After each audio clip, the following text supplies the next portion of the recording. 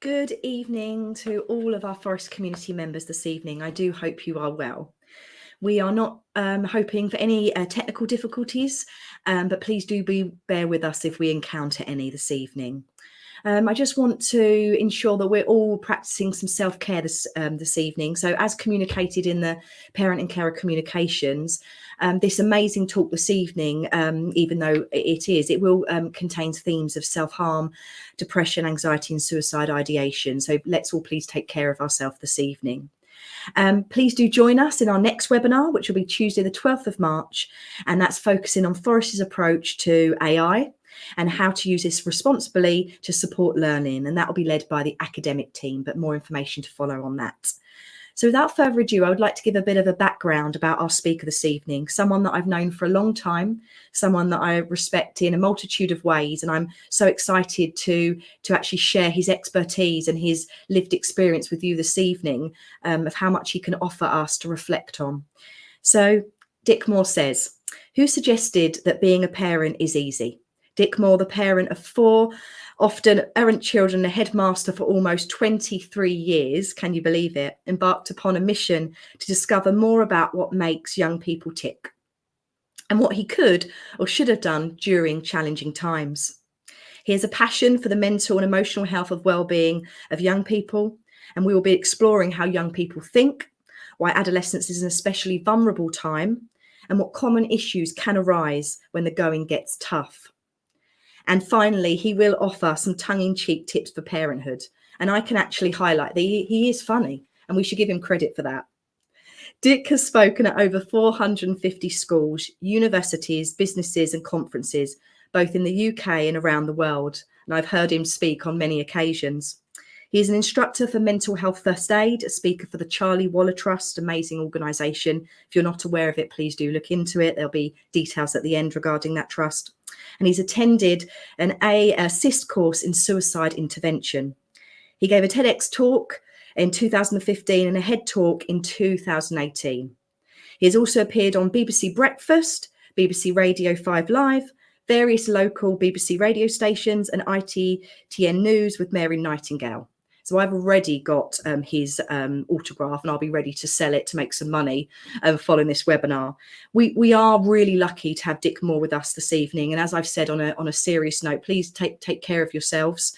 And I know you will find this hugely valuable, as I've done the many times I've listened to Dick Moore. So welcome.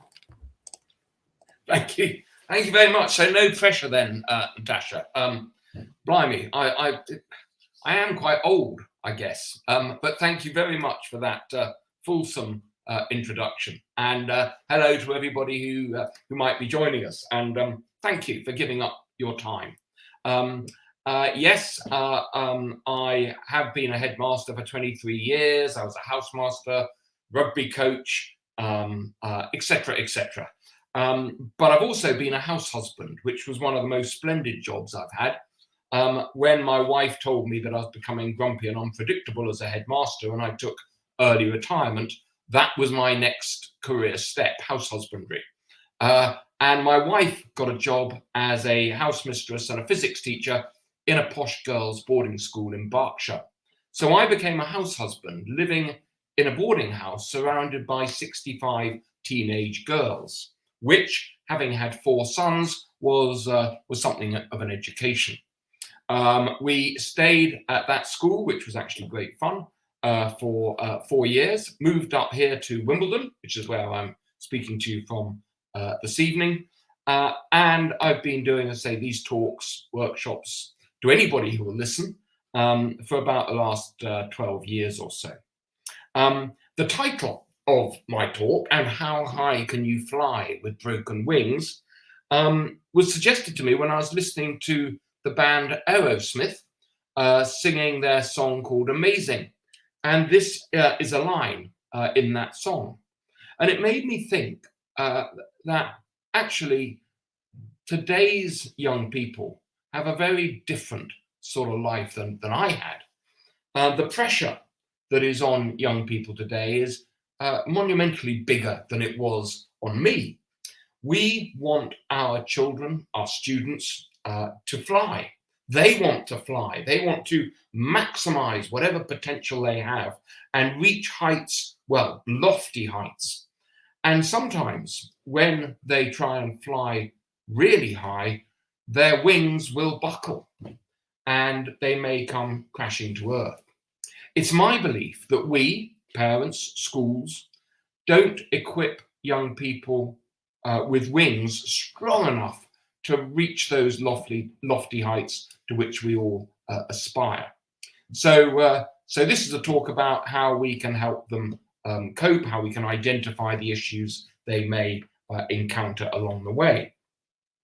And the reason behind me doing these talks is this lot. This is my lovely family. We are incredibly lucky. We're privileged. We are relatively affluent. The boys have been to good schools, and we are we're close, but not too close, because each of the boys has put us through challenging times. But basically, we are ordinary. They are not exceptional, but nor are they deeply troubled. But one of the four took his own life. And I wonder whether you can tell which one, just by looking. And of course, you can't, because we can't tell what is going on in somebody's heart or in somebody's head just by looking, even if we've lived with them for the whole of their lives. Well, it was Barney, the chap on my right in the photograph in the light blue jumper. Ordinary guy, averagely bright, very good rugby player, very popular, quite cool, but also slightly anxious socially, but nonetheless a very standard bloke, I guess. But when this picture was taken, he was madly in love with a gorgeous girl called Lara. They'd been going out for 2-3 years, and Barney was saving up for an engagement ring. But a month after this photograph was taken, she dumped him.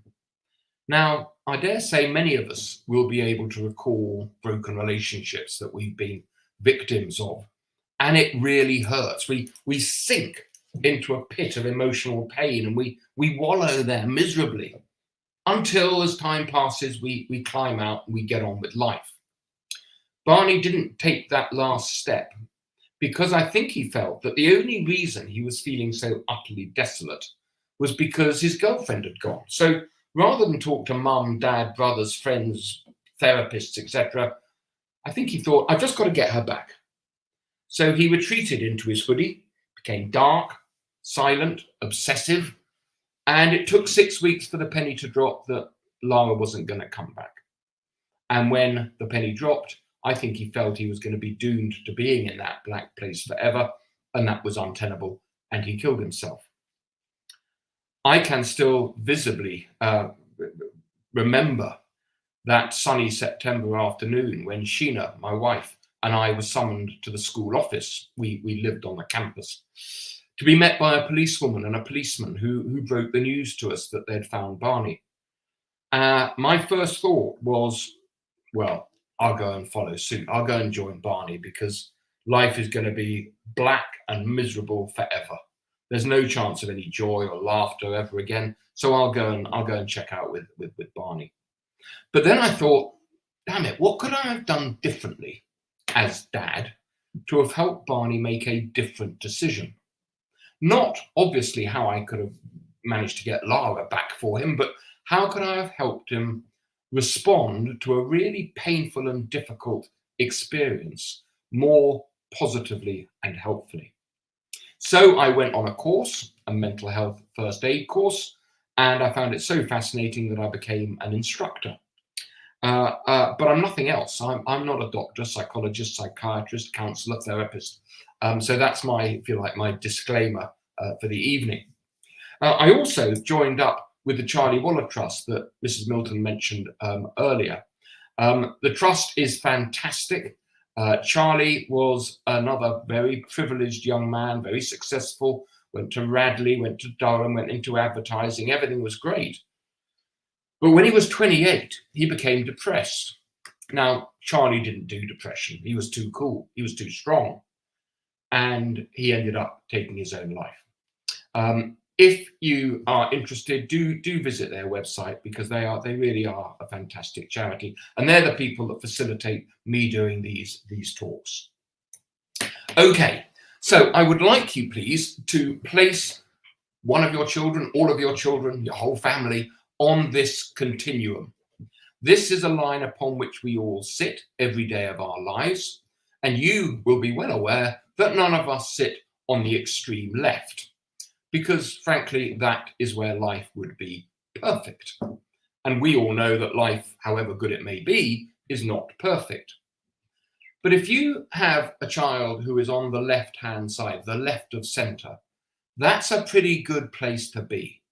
There's optimism, hope, friendship, love, sunshine, support, all the stuff we need, not just to thrive, but also to survive when, not if, when the going gets tough, when we stumble, when we meet a painful setback or a really difficult challenge or a disaster or a bereavement. Things go wrong and we stumble, and it happens. But if a young person is on the left-hand side of center, they will be okay. They will be able to regain their footing and handle all the pressures of life that they will experience. The trouble is that a sizable minority of young people, even before COVID and certainly since COVID, are slipping or have slipped from left to right. And the right-hand side of the continuum is pretty bleak. It's pretty dark and grey. And it's a place where all those issues that we might face, all those setbacks and stumbling, are likely to push us in one direction only, and it's further to the right. And that's why I believe passionately that all of us need to have a good look at our priorities. I dare say if you've got a son or a daughter in year 11 or in the upper sixth, at near the top of your priorities will be the exams. But I hope it's not right at the very top, because I believe that our top priority should be to look around all those we love, all those we teach, all those we care for, to identify anybody who may be slipping from left to right. And then we should be saying, okay, what can I do as dad, as mate, as English teacher? What can I do, given my personality and my role and my context, to help that young person move from the right-hand side back over to the left? And there are three reasons for so doing. One, morally, it's the right thing to do. Two, selfishly, if all my family are on the left-hand side, life's a damn sight easier for me. But the third reason is this: an adolescent who is on the right-hand side stands to suffer a reduction in cognitive function of up to 30%. And you stick that into grades or relationships or performances, and it is a big, big deal. If we can get them to the left, that is where they can handle problems and setbacks. That ultimately is where they can maximize their potential. So I would like you to give your children a number between 10 on the extreme left and 0 on the extreme right. And if any of them are slipping down to 5 and below, what can you do about it? Okay, I've got some statistics here. Statistics are only valuable really in limited ways, but these statistics come from two big surveys conducted in July 2020, just after first lockdown, and a couple of similar national surveys of young people since then. And I've taken those statistics and I've applied them to the 1,161 students in year 7 to the upper 6th at Forest. This is what it would look like. 267 of them will have suffered a probable mental health disorder by the time they leave the school. Almost 200 of the 903 students in years 7 to 11 will have suffered from an anxiety disorder by the time they complete their GCSEs. An increasing number will at some stage develop or will have developed a relationship with food and or exercise, which will be of serious concern. I'm not going to talk about eating disorders this evening. I'm not confident in doing so, and I don't have the time. But I will just say that 25% of eating disorder sufferers are male. So our boys are vulnerable as well as girls. At least 40 of Forest's 258 sixth form students will have self-harmed in one way or another. And finally, and perhaps most disturbing of all, over 300, 26.8% to be exact, current Forest students will have experienced a degree of suicidal thinking by the age of 24. That does not mean that a quarter of Forest students are going to be suicidal. But what it does mean is that that many will find life sufficiently tough, painful, difficult, challenging, as to want to find a solution. Now, there are millions of solutions in front of them. And hopefully with your help and the help of their teachers and their friends, they will find one of their solutions and move forward into the future confidently. But perhaps it shouldn't surprise us that if there isn't an immediate solution available, that they won't occasionally look over their shoulder at the ultimate way out. Now, I don't know Forest School well enough to know whether these are likely to be appropriate, but many of the schools I've been to suggest that these are not far short of accurate. So there is a problem. Why are young people so especially vulnerable? Well, with apologies to any of you who know your amateur neuroscience, 75% of all mental health disorders originate during adolescence, and 50% of our emotional and psychiatric template is in place by the end of puberty. So what is this adolescence thing? 3 parts of the brain. The reptilian brain down there is the first part of our brain to develop upon conception, and it's responsible for instinct. It's that part of my brain that swung into action as I was walking through the jungle millennia ago and a saber-toothed tiger leaps out. What do? I don't stop and think, that's a saber-toothed tiger, that's very dangerous and he probably wants to eat me, so I think I'd better go and hide, because by that time I'm eaten. No, what I do is I move instinctively. I don't even have to think. Move, create space, give me time to think. That is my reptilian brain, my safety brain. And then there's my limbic brain. This is the really interesting bit for me. The limbic brain, again, develops from conception and steadily through early years, early childhood. But when it hits puberty, it kicks off in volcanic fashion. So puberty for boys, year 8, 9, around about 13, 14. And in girls, probably a year or 2 younger, but plus or minus. But it is a big deal. American research is showing increasingly that the first 2 years of puberty represent the single greatest threat to a young person's self-esteem. So if you've got a daughter or a son in years 7, 8, 9, please be careful with them. The good news for you, if you've got a son or a daughter who's 16, 17, 18, is that their limbic emotional brain is fully developed. They are fully emotionally mature, aren't they? Well, the problem, of course, is the cortex. That part of our brain we use for gathering evidence, information, facts, data, and all the experience we need to make decisions which are logical and sensible and balanced. That part of our brain, again, develops from conception steadily, but doesn't reach full maturity until at least the mid-20s. And in some blokes, it's even later than that, apparently.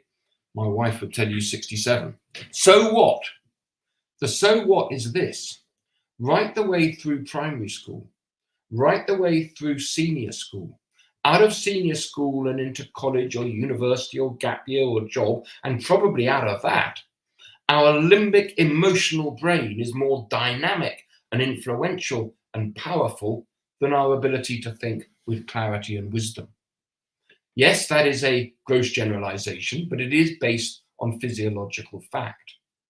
And the important thing to note is that actually young people are probably at their most vulnerable when they leave school, because it is at that point they are actually slap bang in the middle of adolescence, and they're going off away from the safety nets that they've been used to, the safety nets that you provide, the safety nets that the school provides.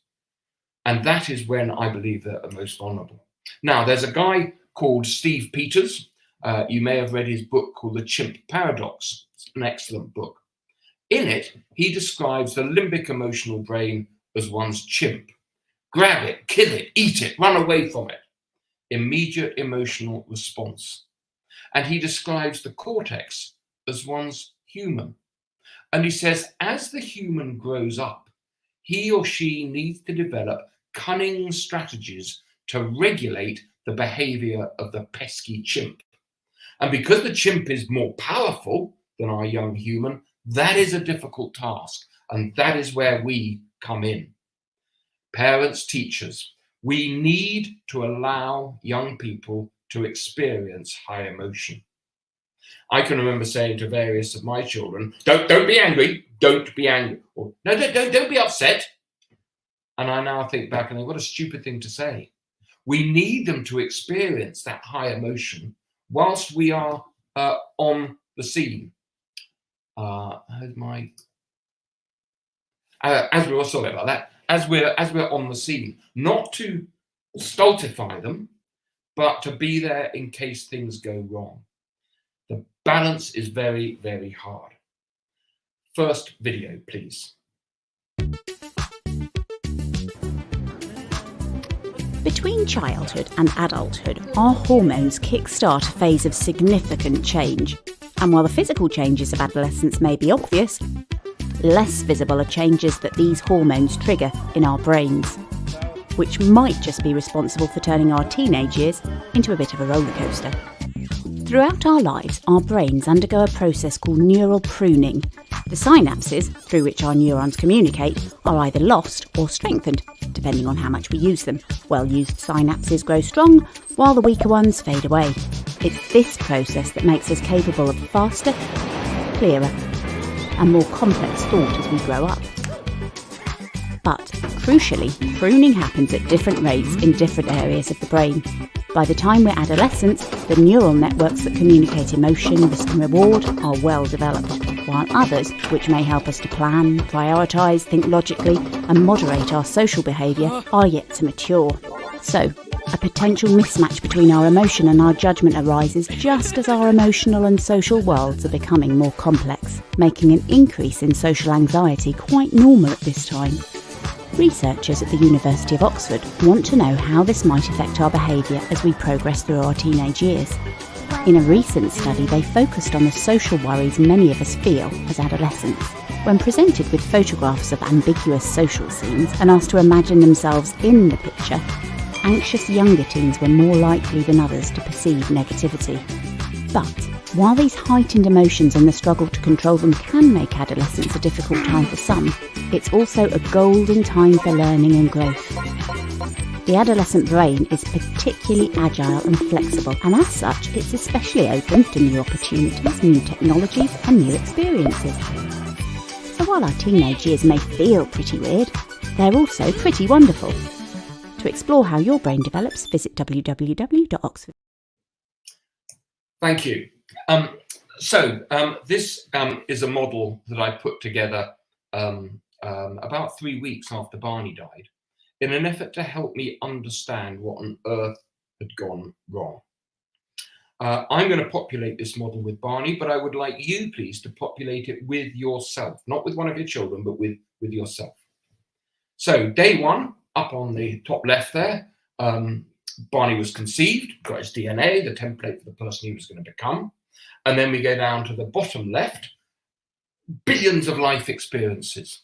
And those life experiences, that nurture, stirred up in a juicy, fruity cocktail with his nature, will have led directly to his cognitive processes.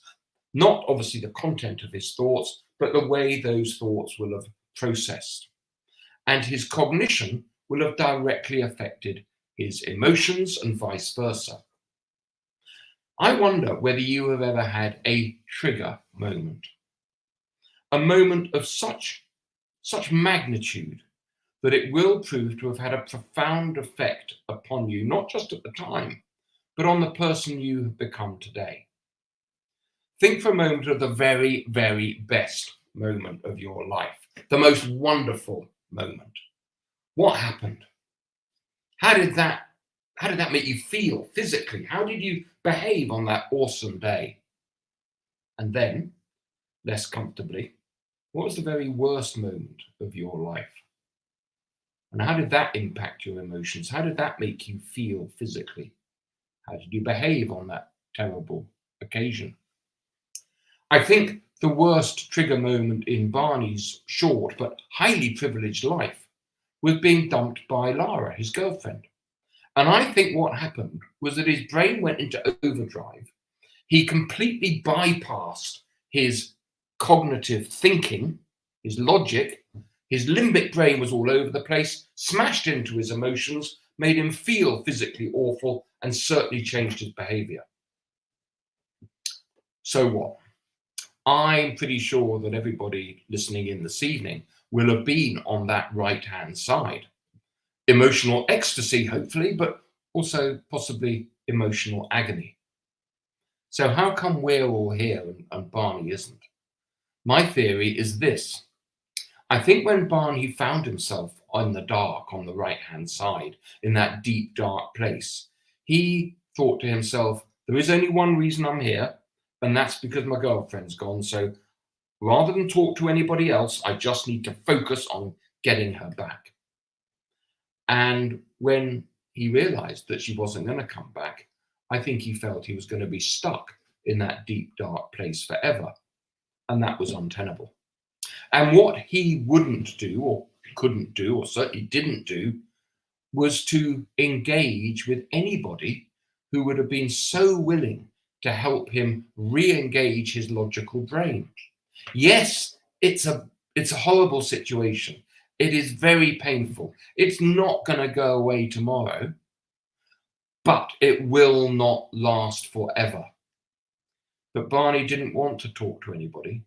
He certainly didn't really want to listen to anybody. He didn't want to cry on anybody's shoulder. And he found himself alone in that darkness. So my message when I talk to young people is, please, who have you got who you will engage with, who you will lean on when, not if, the going gets really tough? And it might not be one of us. It might not be a parent. I met a year 11 girl a couple of years ago who was a fantastic girl, but deeply, deeply unhappy. And I said to her, have you talked to your mum and dad about how you're feeling? And she said, no, I love mum and dad dearly. I know how much it would upset mum to know how I'm feeling, and I don't want to upset her. And I know that dad, bless him, would just leap to trying to solve whatever he perceived to be the problem, which he wouldn't be able to do. So it might not be a parent. It might be a sibling. It might be Uncle Bob. It might be a teacher. It might be a best friend. But we all need somebody. And not just when we're at school, but actually throughout life. Okay, so I think that the way in which we can engage our logical brain to cope with high emotion is what determines our emotional resilience. And I wonder how emotionally resilient your child happens to be. I'm going to look at 3 things that will be familiar to anybody working in schools, or indeed almost certainly any parents. Anxiety and stress. Now, I'm not going to patronize you by telling you what anxiety and stress is or what it feels like. You will know full well the discomfort that anxiety and stress can bring, but you will also know how essential it is that we experience a bit of stress. If your GCSE son or daughter doesn't feel remotely stressed about his or her exams, well, they should do. We need that discomfort to goad us into getting ready. And it can be difficult. As a slight aside, I came across this. My wife was doing a master's in child and adolescent psychotherapy, and she called me over to her computer and said, "Hey, look at this." So I went over and looked at this: 8 ways a child's anxiety shows up as something else. And I looked at these behaviors and I said to her, that makes me feel really guilty. And she said, why? And I said, well, I'm remembering Patrick and Matthew and Francesca, 3 children that were very difficult at our school. 3 children that were disobedient, uncooperative, unkind. They were labeled as being disciplinary problems.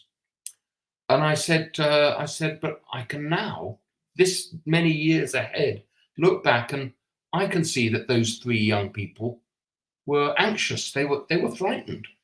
And I can even think back to what that was about. Why didn't I see at that time that their behavior was communicating something to us? Now, that doesn't mean to say that we ignore bad behavior, but it should mean that we try and understand what else is going on. Anyway, my wife said, yes, she said, and it's not just children, is it? And she's right. All of these 8 behaviors lurk within me. Now, I think I keep them under fairly close control and under wraps now, but certainly they're all there. And I think that as parents and as teachers, we need to actually really think when somebody behaves in a way that is generally unacceptable or negative or unhelpful, why? We might not have an answer, but we should see it as communication. The good news is that we all have a stress bucket. Now, a stress bucket lives in our brain, and it's there to give us to stop awkward things flooding the rest of our system. So I'm not sure if this is supposed to have an animation, but it doesn't seem to be doing so. So I would like you please to think of what is in your stress bucket right now. Row with your partner this morning, car broke down, your daughter being a stroppy little so-and-so, mortgage rate going up again. What is in your stress bucket and where is the level? And if it's nearing the top, what are you going to do? You could, after the end of this talk or before the end of this talk, nip out to the off license, buy a bottle of gin and drink it. That would help things just fade away for the rest of the evening. You could decide, if you've got a teenager, ask them where you can pick up some good weed and go and have a smoke, because apparently that helps one float away somewhere. You might decide that tomorrow you're just not going to get out of bed because you've had enough.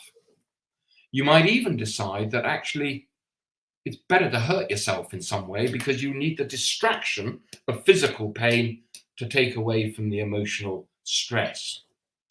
All of those behaviors might have a temporary effect, but all of them ultimately will increase the level in our stress bucket. And if it overflows, that can lead to emotional snapping, a loss of control over emotion, and possibly our behavior. Dangerous. We are very fortunate, therefore, to have the little nifty tap on the side, which we can turn by employing helpful coping strategies to help ease that stress. So what do you do when you've had a day or a week from hell and your head is full of to bursting of stuff and there's not another square millimeter in there? What do you do? What little things do you do? Me, I go and have a kip. I take the dogs for a walk. I talk to the dogs. I'm afraid I eat. I have a hug with my wife. I look at the trees. But what do you do? And more to the point, what strategies do your children have to use when their stress bucket is filling up? And they need those strategies proactively. And I think that is down to us, parents and teachers, to give young people strategies that will help them ease stress when they're feeling stressful. One of the things I mentioned was self-harm. Now, I have a particular interest in self-harm. Children as young as 3 are self-harming. 3 times more girls than boys, 18% of 16-year-olds. What's it about? Well, it's not just about cutting, but I went to see a friend of my little sister, a psychiatrist, and I wanted to ask him some questions. And one of those questions was this: why would somebody choose to hurt themselves intentionally? Doesn't seem logical. And he said to me this, he said, okay, Dick, how do you feel when you've been on a 5-mile run around Wimbledon Common? Now, if you could see me in profile, I'm not built for 5-mile runs. So I said, well, I don't really know, but a 1-mile run and I feel exhausted, I feel tired, I feel calm, I feel relaxed, I feel quite virtuous. I feel really good. And he said, why is that? And I said, well, I think it's to do with endorphins. And he said, you're absolutely right. You undertake an activity like that and you will generate endorphins. And the prime purpose of endorphins is to generate a sense of calm. Now, he said, if you were to take a blade and you were to cut yourself intentionally, you would produce a similar number of endorphins instantly, with the likely effect that for a moment or two, you would experience a sense of calm. Momentarily only. But I believe we have to accept that self-harm can work, and that it is about releasing emotional pain when our stress bucket tap doesn't work or we don't know where it is, and it works, but only momentarily. And every single one of us is vulnerable to emotional pain, and young people are no different. In fact, they're possibly more vulnerable, and all of them are vulnerable. I met 14-year-old Claire when I was house husbanding. Now, Claire was perfect. She was year 10. And she was utterly perfect. She was a scholar. She was a county hockey player. She was a wonderful actress. She was the most popular girl in the year. She had lovely parents. Nothing was wrong. And yet, she had been cutting herself every night for a month. And when her best friend managed to persuade her to come and talk, I plucked up courage and I said, can you help me understand? And this is what she told me. She said, when I arrived at this school in year 7, I was immediately put on a pedestal in a spotlight. And I've been on that pedestal ever since, because if somebody can't do their maths homework, oh, go and talk to Claire. She's really good at maths. Hockey tournament, Claire will be captain. Big school production, well, Claire will obviously audition for one of the main parts. Party, oh, let's go and see what Claire's going to wear. Even mum and dad, she said, want to celebrate just about everything I do. I've had enough. All I want is a bit of darkness. So I said, okay, but how does cutting yourself help? And she said this, she said, well, you will have no doubt been on holiday with your children with a swimming pool, and you may well have played the holding your breath game.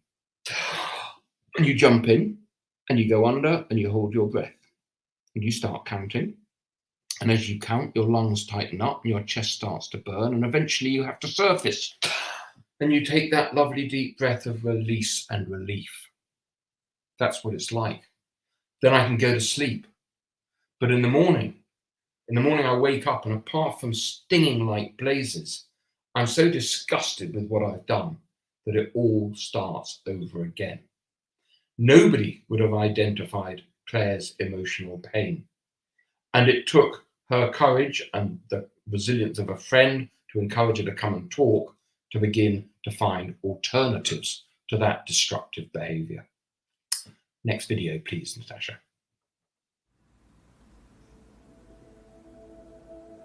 It was shock. It was devastation. It was one of total disbelief. Now, I knew about self-harm, but didn't ever expect it to happen to my little one.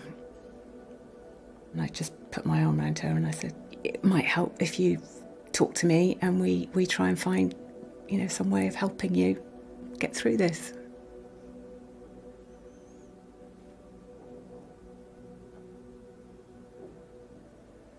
My mum felt it was her fault. she was blaming herself for it, so it kind of made me feel bad because I know it's not her, but then to this day she still thinks it was partly her fault. I don't want to put everything on them. I don't want to be watched constantly. I don't want people to see me as that person. Trust yourself. Although at the time you think you haven't a clue what's going on, you probably have. Just remember that actually it isn't actually all about you, and you are okay as a parent still. And just keep talking. That is really fundamental. My mum and my dad came up into my room, and you know what, they did something that was brilliant for me. They had accepted it. They didn't shout at me. They didn't tell me off. And that's exactly what I needed. I just needed that support, and they gave it to me, and I'll be ever grateful.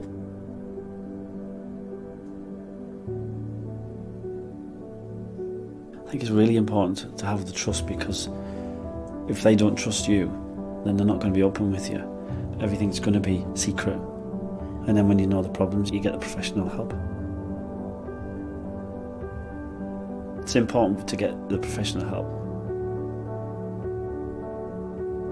It was definitely like a weight off my shoulders, because I've always known that these people care about me. I feel very lucky to have a lot of the people around me, like all my friends, my boyfriend, my parents, and other like people in my family. That's a very positive thing that has come out of this, being able to communicate a lot more with them. She's done brilliantly, but it had to be when she was ready, on her terms and not mine. And that as a parent is hideously hard. It took some time, but yeah, I have my moments, I have my days. Before I didn't have aspirations, but now I do, and I see a future.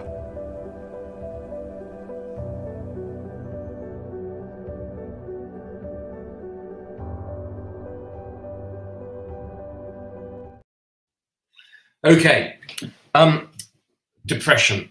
So I should go back to that one. Again, I'm not going to patronize you by telling you what depression is. When I speak to young people, I say, please don't use that word unless you know what it means. Depression is not just low mood. We all experience low mood. Hopefully we all experience high mood. And if we're somewhere within that spectrum, that's life. But depression is different, and it's concerning. And how do we as parents or as teachers, how do we make a judgment about whether a student or one of our children is becoming depressed? Because we're not psychologists, we're not psychiatrists. But a really nice psychologist gave me a tool which she said might be helpful. She said, of course, there'll be people out there who are profoundly depressed who don't exhibit any of these symptoms. And most of us at some stage or another will experience all these. But she said, if you're worried about somebody, yourself or one of your children or a partner, ask how many of these symptoms are present today. Not before half term, today. And if you count more than 5, you need to ask 3 subsequent questions. And they are these. Number 1, how long has it been going on for, this low, persistent, numbing, flat mood?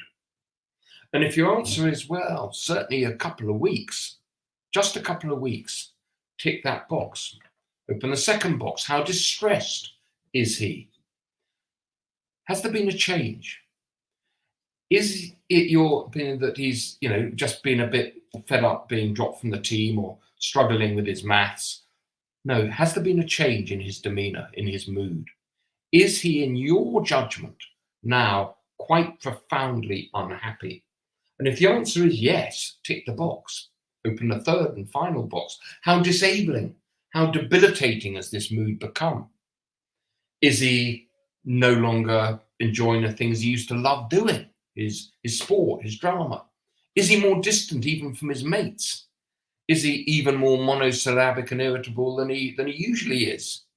Is he struggling to focus in the classroom or even get out of bed and get into school?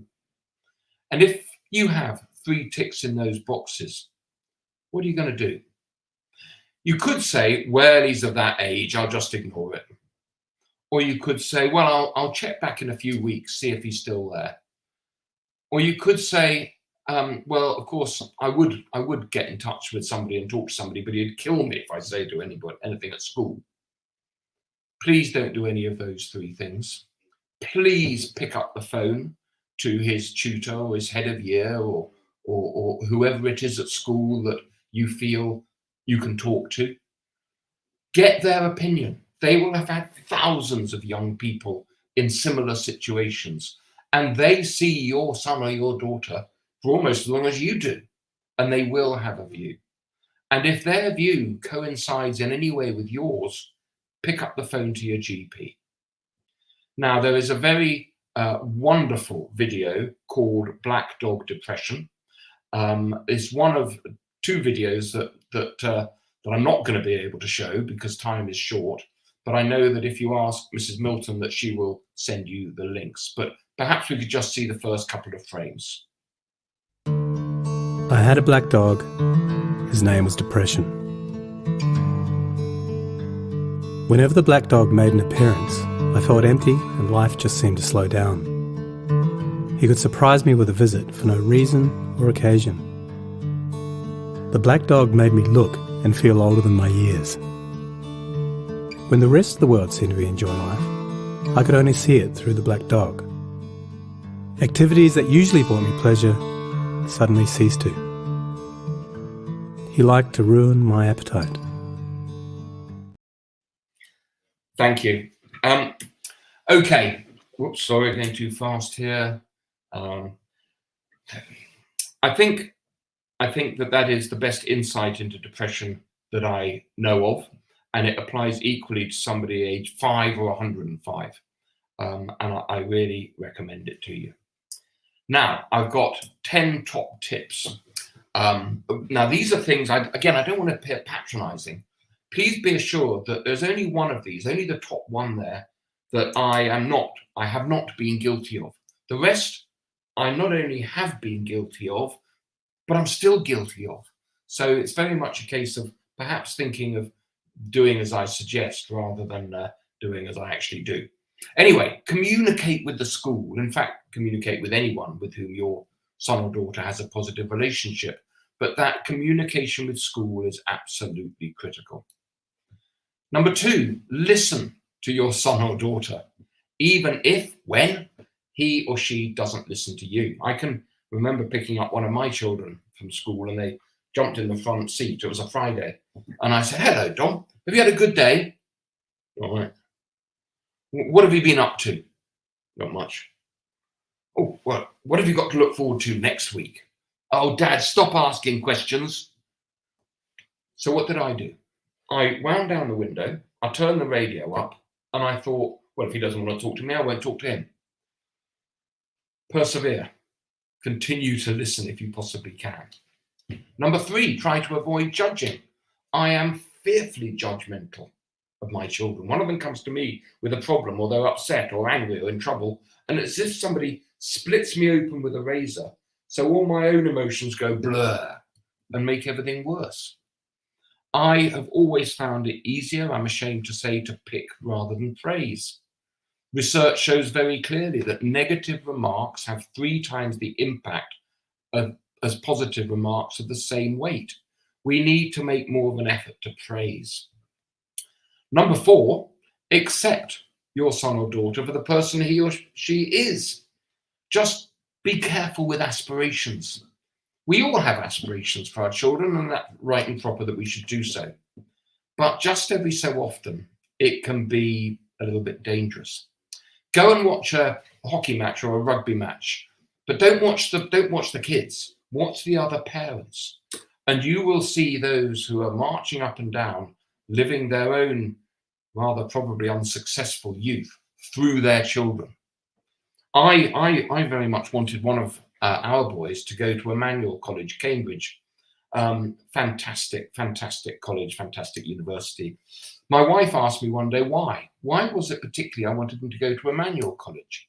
And I said, well, it's history. It's beautiful. It's what a splendid, how proud they would be. And she then said, so it's nothing to do with the fact that Emmanuel rejected you when you were 18. And of course, it is. It would have been a disaster for me to have gone to Emmanuel because I'm not bright enough. Likewise, it would be a disaster for my children to go there because whilst they're quite bright, they're not bright enough to thrive at Cambridge. We need to be careful with our aspirations and make sure that they are for our children's benefit rather than for our own. Okay, number 5 is a question for you. What is it like having you as a parent? Now, I asked that question to my children over a Sunday lunch, and I had various responses. Generally, it was okay, but one of them said, "You're constantly trying to find solutions for everything. It would be better if you could just listen." Another one said, "You're constantly saying, at least, that if we've got a problem, well, at least you've got a roof over your head, at least you've got parents that love you, at least you've gone into a good school." We need to try and avoid at least. And I think one of the key things here that I think I've now learned is the importance of sacrificing some of our parenting principles in order to retain a connection with our children, in order that they don't cut us off from their lives, in order that they will be there, they will use us when they need us.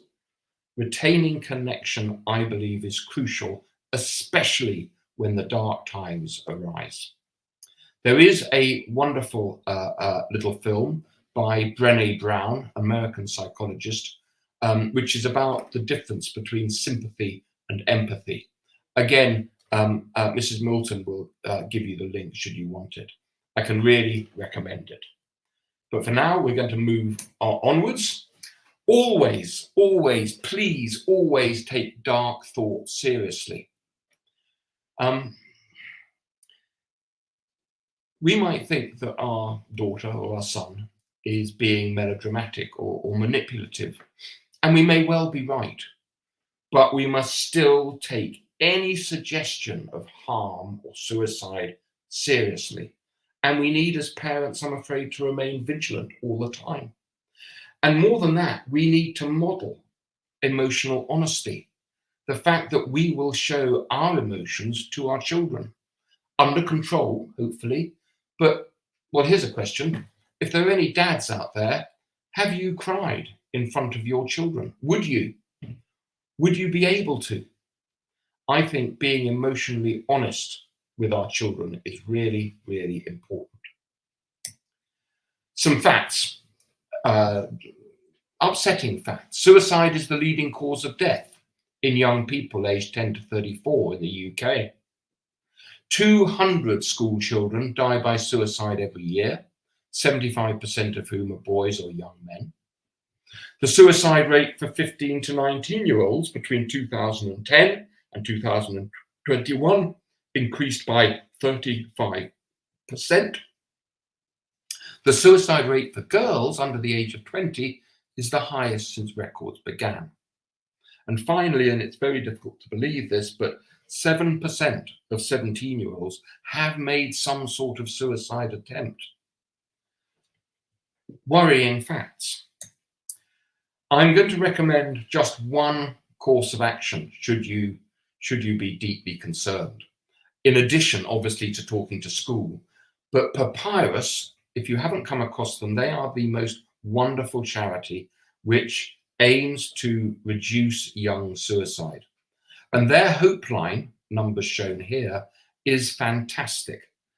You will speak to somebody who sounds young, who is very well trained, who is very gentle, and who will offer advice.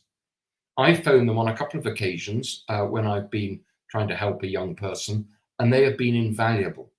And anybody can phone them, a parent, a teacher, a friend, an individual, and they are fantastic. And 3 quick bits of advice, and again, you will know this common sensibly. Always take suggestions of suicidal thinking seriously and communicate accordingly. Don't say, "You're not thinking of doing something stupid, are you?" because that is proved to be seriously unhelpful.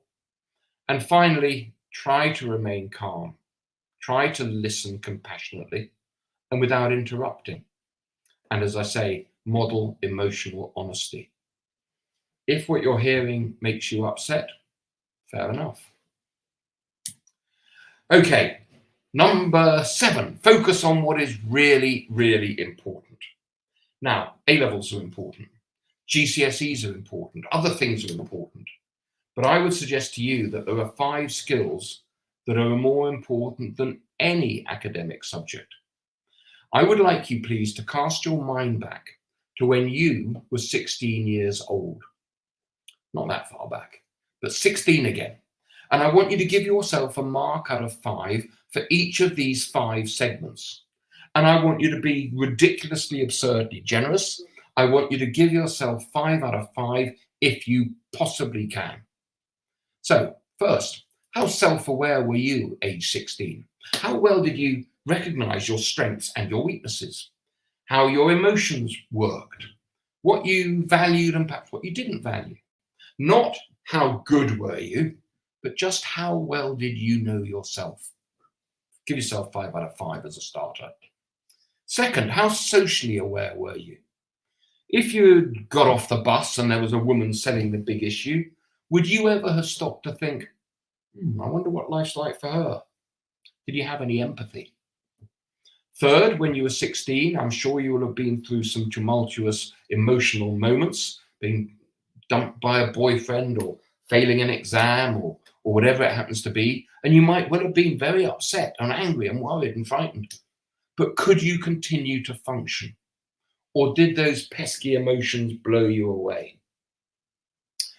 Fourth, what were you like in terms of relationships? Not your ability to pick up the coolest person at the party, but could you work in groups even if you didn't get on with people? Could you resolve conflict? Were you very much a team player? And finally, I hope that when you were 16, you had already made all sorts of dodgy decisions, because dodgy decisions help us learn best. But having made that sort of decision, did you learn from it? Or did you go on? Are you still making those same dodgy decisions? Now, I don't know what score you've given yourself. I hope you've been. When I did this, I was ridiculously generous. I gave myself 5 out of 5 on 3, 4 out of 5 on 1. But on the fifth, I could only give myself 2 out of 5. A weakness. So I thought to myself, okay, gosh, what did my primary school teachers and my senior school teachers and my tutors at Durham and my rugby coaches and my wife and my family and my friends and me, what did we do to recognize where there was something that could be worked upon? Answer, nothing. Because I was always seen as Jolly Dick Moore. I was tolerably bright, I had a happy family, I had plenty of friends, I was good at rugby, I was fine. And that weakness has been there for 67 years, not catastrophically so.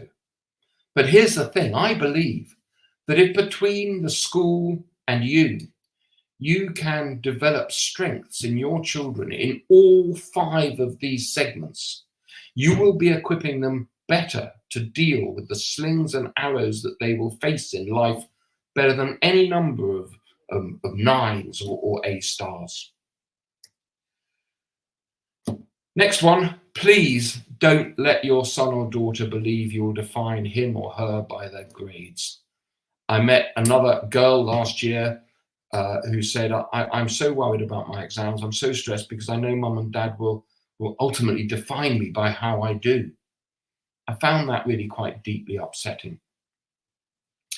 Number 9, buy Charlie Mackessy's book. I'm sure you have, but if you haven't, for goodness sake, get it. Put it in the downstairs loo and every so often open it and read his gentle words of wisdom. They are magnificent therapy and it's a beautiful, beautiful book. I think it's $9.99 from Amazon. And finally, help your son or your daughter to understand that they will go through emotional storms. There will be difficulties, and some of them will be violent and vicious, like a storm of unimaginable horrible power. But it will pass. When Barney died and I felt submerged in one of those immovable black forever storms, I thought that was it. But 2 close friends and a complete stranger fairly quickly managed to pierce that darkness with little pinpricks of hope, little rays of sunshine. And in time, the sun burnt off, burnt off that darkness. And my life is now great. The sun is out, the sky is blue, and I never thought it possible. And we need to convince our children that yes, life will be difficult at times, painful, but those storms will pass. And I believe that passionately, and if we can get our children to believe it, that would be great. I'm extremely grateful to you for giving up your time to listen this evening. Can I suggest that you go and tell your son or your daughter that you love them, give them a hug, even if they don't want one, and make sure you have a laugh with them. And again, thank you very much indeed for coming along, and good night to you all. Thank you.